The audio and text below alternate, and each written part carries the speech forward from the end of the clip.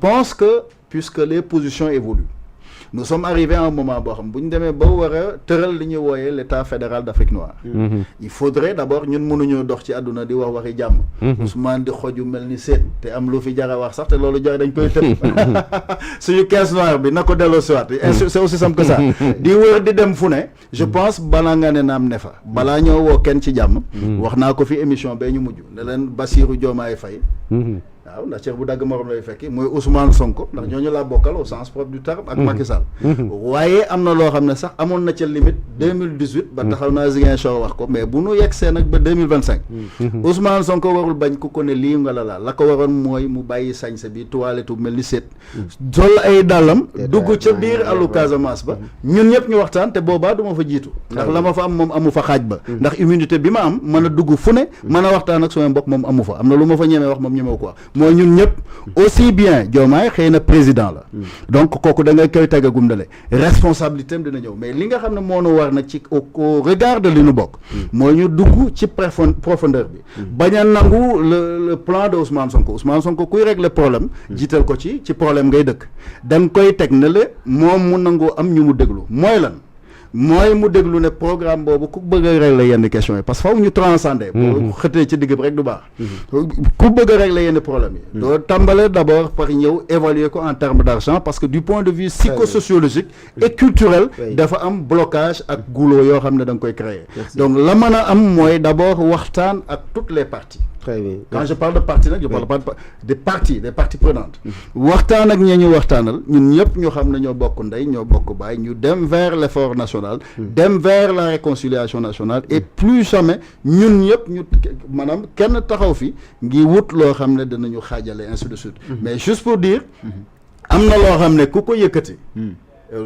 ba léegi bëgguma xëtagum ci digg bi parce que ça relève de la sécurité nationale boo ko yëkkatee parlant d'un porte-parole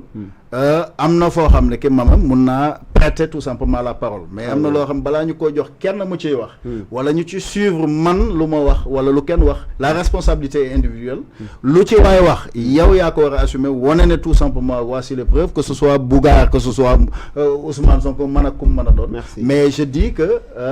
liberté wër mooy waxi nekk dafa am waxu ëttam waxu pencam am na waxtaan bu war a am war na noo waxtaan tous les acteurs loolu damay joxoñ Bassirou Diomaye joxoñ Ousmane Sonko la leen war ba nuy campagne ba nu duggee ak seeni wax ak lu mu mën a doon mooy ñun ñu fexe xam ne bu caaxaan jeexee noo bokk te mënuñoo xaaji réew mi ñaar ñu fexe booloo dugal ci ñëpp ñi nga xam ne ki seen xalaat rafet na te ñu xam nañu li nu bokk ñu fexe comment aller ca kanam jëm ca kanam mais pas tey ndax am na foo xam boo fa tegee procès rek nga ma daanal foofu procès boobu la muy jur boo ko en termes de résultat boo ko xoolee inefficience lay jur un peu plus tard et loolu peut-être c'est un peu individuel mais je dis que ñi nga xam ne ñooy solution bi solution boobu en Casamance fenn lay jóge mooy ak genn ak jàmboñ bi lañu bokk effort yi ñu am jusqu'à présent moo ko préserver Ousmane Sonko mënu ko yàq kudul moom mënu ko yàq mais faisons attention au PASTEF parce que ñaari mbir c'est la désacralisation socioculturelle et la déstructuration politico-religieuse benn li muy dox ci lan mécanisme ban l'inculture politique et la culture de la violence je pense que loolu ku ko boole ñu lay tudd di tudd beneen nangam te ñooñu sax je pense que li PASTEF doon moo gën a dangereux leneen lu mu mën a doon pourvu que nag les positions évoluent que les gens génn ci seen yooyu ñu nekk ndax en termes de notification pour extrapoler un peu waroon na mën a dem ku ci ne bañ ko joxee décision de suspension plus ou moins mu mën a dem ci ku ne mën a wax ak moom mais gis nga sénégalais yi ni ñu mel léegi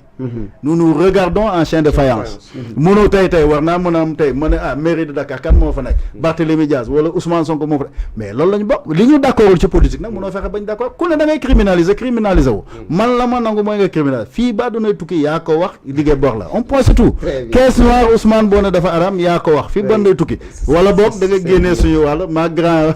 Amadou Gueye ak Sëñ Abdou Aziz ak sénégalais yëpp parce que ñun ñëpp la ñuy waxal c'est aussi simple que ça waaye nag wéy buy dëpp gaal moom kenn du ko wéy ci tefes dañu fexe waxtaan te jubóo merci acca doyen mu mel ne loolu noonu itam ba xam coïncidence la par rapport ak arrestation bu Amidou Djiba nekk porte-parole bu MFDC moom itam daanaka gendarmerie teg nañ ko loxo si lu soxal moom moo yore kàddu MFDC di waay fupp yi nekk si Casamance loolu suite à la publication de Bougar Diouf ndax mënees na noo jàpp ne xëy na kàddu yooyu noonu dafa def effet si wàllu wi ni mel. wala dafa tombé rek. Je donne ma langue au chat. Je ne suis pas xawma exactement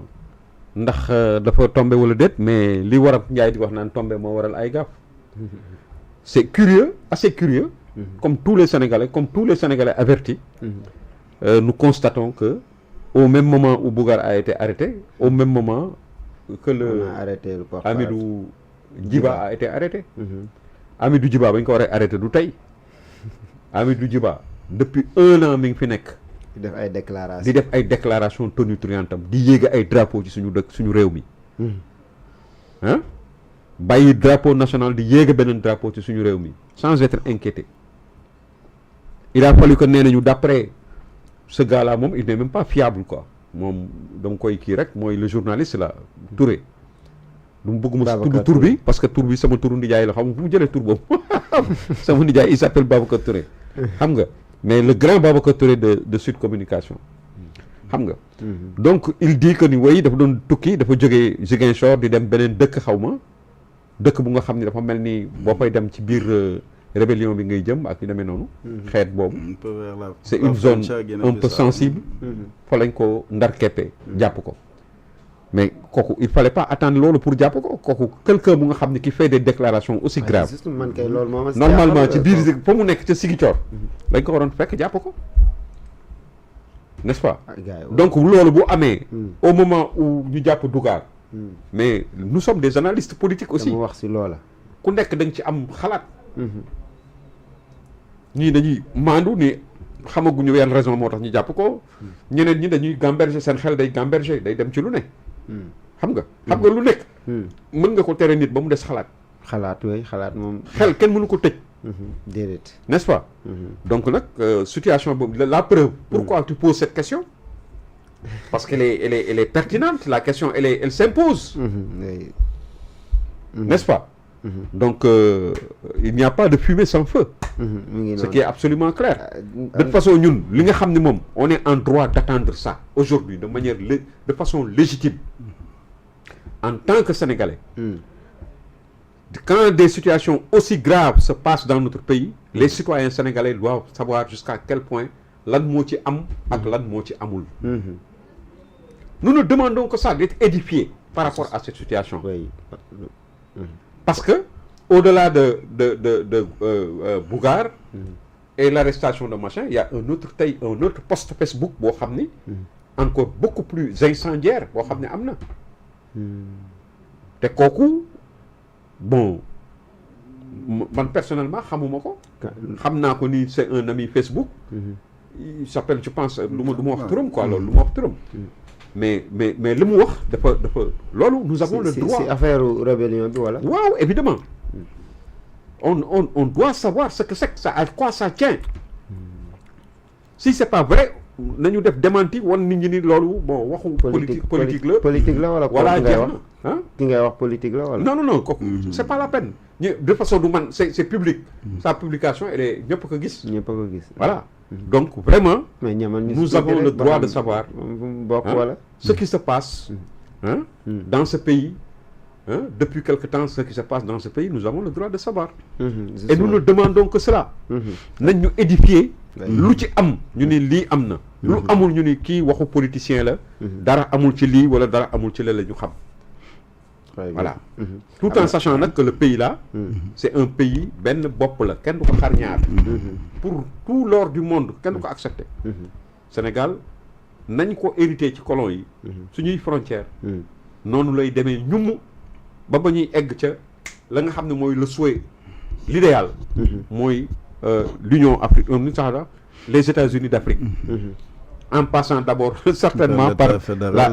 la Confédération des États de l'Afrique de l'Ouest c'est tout ce que nous souhaitons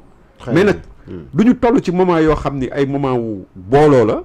nga xam ni àddina si yëpp dynamique boobu la ñu nekk ndegam tubaab yi seen bopp ñoo am velléité yooyu di jéem a fexe ba rapprochante booloo dans le cadre de l'Union européenne wala États-Unis États-Unis ci lan la ñu jaar guerre yu metti le nord et le sud on se rappelle avec le général Grant et le général Lee hein mais finalement kooku loolu lu mu mujj ñoom ñëpp dañu xam ni booloo nekk benn moom mooy seen doole ñu ànd nekk benn donc nous ce que nous demandons il y a rien de plus noble que ça